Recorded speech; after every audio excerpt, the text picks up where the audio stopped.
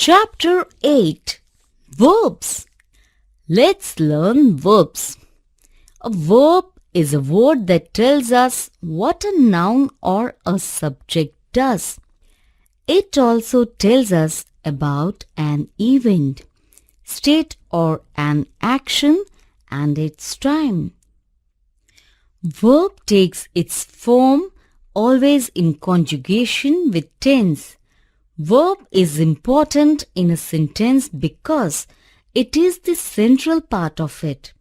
It divides a sentence into subject part and predicate part. For example, Neeta is sleeping in her room. He was crying all day. The concert will happen tomorrow. He won the first prize. Based on their function, verbs are of two kinds. Main verb, principal verb, which we normally also call doing words. For example, stand, run, walk, eat, etc. Helping verb, auxiliary verb, which is used to serve as a helper to the main verb in a sentence. For example, be, do, have, can, etc. Auxiliaries or auxiliary verbs are of three kinds. Primary auxiliaries, they are of three kinds. Be verbs, am, is, are, was, were. Do verbs, do, does, did. Have verbs, has, have, had. Modal auxiliaries or modals. A modal auxiliary is a verb used to support, empower and complete the main verb. It has two variety groups. Can group of verbs. Can, could, may, might, will, would.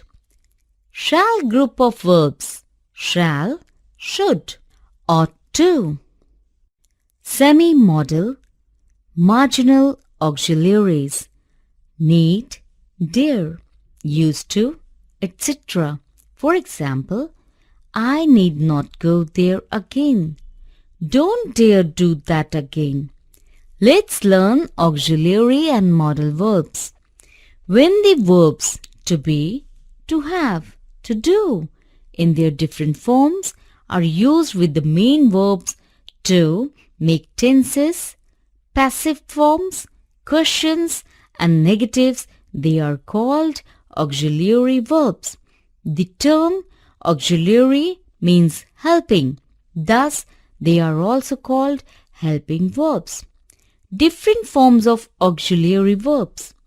Auxiliary verbs have three forms. To be, present, I am looking. He, she, it is looking. They, we are looking. Past, I, he, she, it was looking. They, we were looking. Future, they will be, shall be looking. To have, present, I have a book. He, she, it has a book.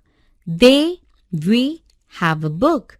Past, I, he, she, it had a book. They, we had a book. Future, they will have, shall have a book.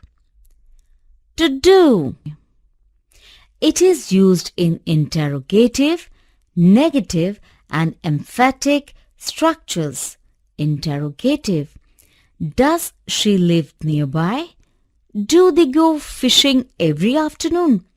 Negative. They did not know which way to take. It did not happen in one day. Emphatic. I do think it is a good idea.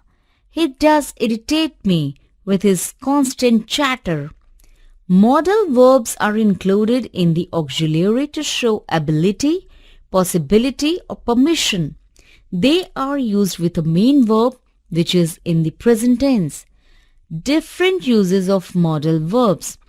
Modal verbs are can, will, shall, ought to, must, need, and may. Read the following sentences. I can have tea without sugar. I will take a walk after dinner. He shall try to overcome this problem. We all ought to help him with it. You must come on time or leave the job. We need to push together to move this big stone. I may come this evening or tomorrow morning. Can. It is used to request something. Can you help me with the dishes? Can you show me how to do this? Can we try to come to a solution? To request and grant permission. Can I drive your new car? You can take it, but please drive carefully. To state ability. I can eat 5 burgers for lunch. She can speak Hindi, English, French, and German. Will, shall. It is used to state or predict that an event or an action will take place in the future. If it stops raining, we will be able to play in the park. If I come home early, I will drive you to town. I shall try my best to come within an hour. While returning, I shall pick up the groceries. May, might. It is used to make a request, an offer, or a suggestion. It is also used to give or deny permission. May I see that drawing once more? If I get up early, I might be able to accompany you. You may definitely not play with the mobile phone. Ought to. It is used to talk about a duty, a necessity, or a moral obligation. It is not as forceful as must, but is stronger than should. You ought to look after your parents who brought you up with care. We ought to be kind to the less fortunate. They ought to apologize for their rude behavior. Remember, the modal verbs would, should, could, and might are used in the past tense. Let's learn transitive and intransitive verbs. A transitive verb requires an object to make complete sense. For example, the boy raises. This does not make complete sense. The boy raises his hand. With the addition of the object hand, the sentence makes complete sense. The object of the transitive verb may be a noun, a phrase, or a pronoun that is talking about the person or the thing related to the verb. For example, Hema loves ice cream. They charged at the enemy. The water rolled down the hill. Transitive verbs may be used with the direct object or and with an indirect object. For example, I gave a penny. I gave him a penny. Both the sentences above make complete sense in themselves, while him is an indirect object, a penny is a direct object. Some transitive verbs can be used with a direct object and an indirect object. For example, Tina gave her a bunch of flowers. The action is gave. The direct object answers the question, what?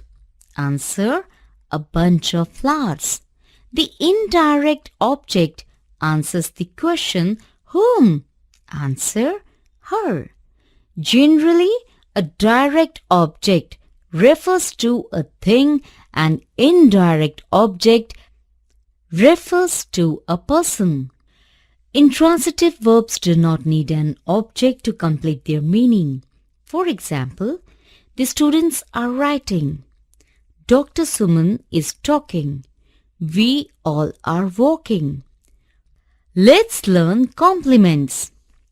Some verbs like be, seem, appear tell us not only about an action but also about a state.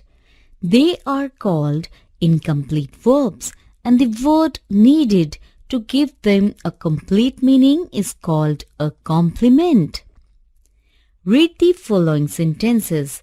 Sheetal is, Vikram seems, it appears. None of these sentences seem to make complete sense. Now, read the following sentences. Sheetal is happy. Vikram seems sad. It appears doubtful.